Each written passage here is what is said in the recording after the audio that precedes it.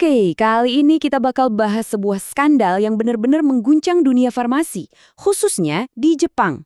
Ini cerita tentang bagaimana data uji klinis yang super penting ternyata bisa dimanipulasi secara sistematis.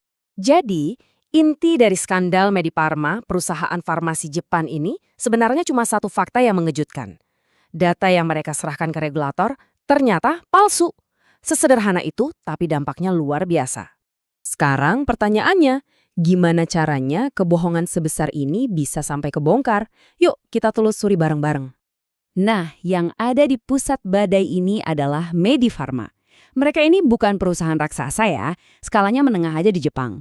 Mereka ini lagi sibuk ngadain banyak uji klinis buat obat-obatan dan alat kesehatan. Sampai akhirnya Kementerian Kesehatan Jepang atau MHLW turun tangan dan memulai investigasi mendalam.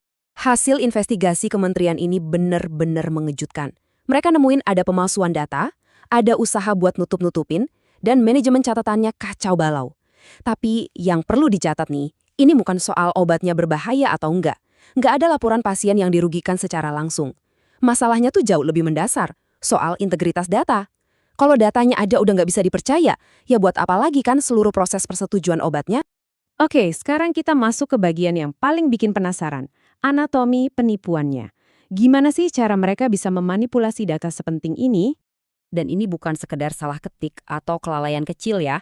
Apa yang ditemuin sama regulator itu nunjukin kalau ini adalah serangkaian manipulasi yang sistematis dan benar-benar terencana.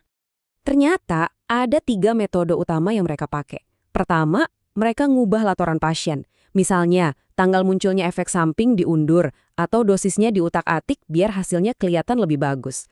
Kedua, kalau ada data yang hilang atau kosong, mereka isi aja pakai nilai rekaan, bukan pengukuran beneran. Dan yang ketiga, ini yang paling parah. Catatan audit yang nunjukin ada masalah, sengaja dihilangin, nggak ikut diserahin buat ditinjau. Niat banget kan? Terus, siapa dong yang harus tanggung jawab? Nah, ini yang menarik. Ternyata ini bukan cuma salah satu pihak. Ini tuh kayak kegagalan berantai. Staf Mediparma jelas terlibat. Mereka yang langsung ngubah datanya.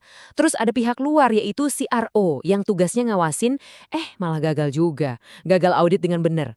Sampai peneliti utamanya pun terlalu percaya sama laporan perusahaan tanpa ngecek ulang. Semua lapis pengawasan jebol.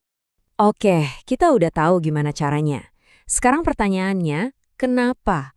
Apa sih yang bikin mereka senekat ini ngambil risiko sebesar itu? Jawabannya, bisa ditebak. Tekanan bisnis. Bayangin deh, di satu sisi mereka punya target biar obatnya cepat disetujui.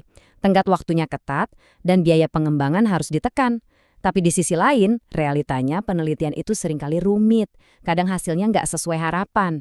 Nah, di tengah konflik inilah, Medifarma akhirnya pilih buat ambil jalan pintas. Memalsukan data ilmiah itu dampaknya nggak main-main. Ini kayak melempar batu ke air, riaknya itu nyebar kemana-mana dan ngerusak banyak hal. Yang pertama kena tentu aja pasien dan dokter. Kepercayaan itu hancur. Dokter jadi nggak bisa lagi yakin sama data yang ada buat ngambil keputusan klinis. Ini benar-benar ngegoyahin fondasi dari pengobatan berbasis bukti yang kita andalkan selama ini. Buat regulator atau pemerintah, skandal ini jadi PR besar. Biaya buat audit jadi bengkak karena sekarang semuanya harus dicek lebih teliti. Seluruh proses peninjauan obat harus dievaluasi ulang. Bayangin aja beban administrasinya. Harus verifikasi ulang uji coba yang udah lewat dan yang akan datang. Pusing banget kan? Dan dampaknya nggak berhenti di dalam negeri aja. Skandal ini mencoreng reputasi Jepang di panggung dunia. Kredibilitas riset klinis mereka jadi dipertanyakan sama badan akademis dan regulator internasional. Ini bisa menciptakan awan kecurigaan buat seluruh industri farmasi di sana. Tapi, di balik setiap krisis, seringkali ada peluang.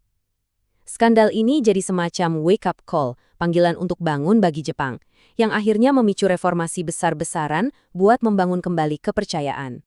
Nah, buat ngerti solusinya, kita harus paham dulu aturan main yang mereka langgar. Aturannya itu namanya Good Clinical Practice atau GCP. Anggap aja ini kayak kitab sucinya uji klinis. Ini standar internasional yang mastiin keselamatan pasien dan keandalan data. Apa yang dilakuin Mediparma itu jelas-jelas pelanggaran langsung terhadap GCP. Di sini kita bisa lihat gimana prosesnya berjalan, dari skandal menuju reformasi. Dimulai dari skandal Medifarma yang ngebongkar kelemahan sistem. Pemerintah lalu gerak cepat ngeluarin perintah perbaikan. Dan puncaknya lahirlah Undang-Undang Uji Klinis di tahun 2018 sebagai solusi konkret buat masa depan. Undang-undang baru ini bukan cuma formalitas loh, ada perubahan-perubahan kunci di dalamnya. Misalnya, sekarang semua rencana uji coba wajib didaftarin. Terus, kalau ada konflik kepentingan, wajib diungkap. Dan yang paling penting, verifikasi data asli selama proses persetujuan jadi jauh lebih ketat. Tujuannya cuma satu, transparansi total. Pada akhirnya, aturannya memang udah diperkuat. Tapi pertanyaan besarnya tetap ada. Apakah kepercayaannya juga ikut jadi lebih kuat? Karena undang-undang itu bisa maksa orang buat patuh. Tapi membangun kembali kepercayaan yang udah hancur, wah itu perjalanan yang jauh lebih panjang dan rumit.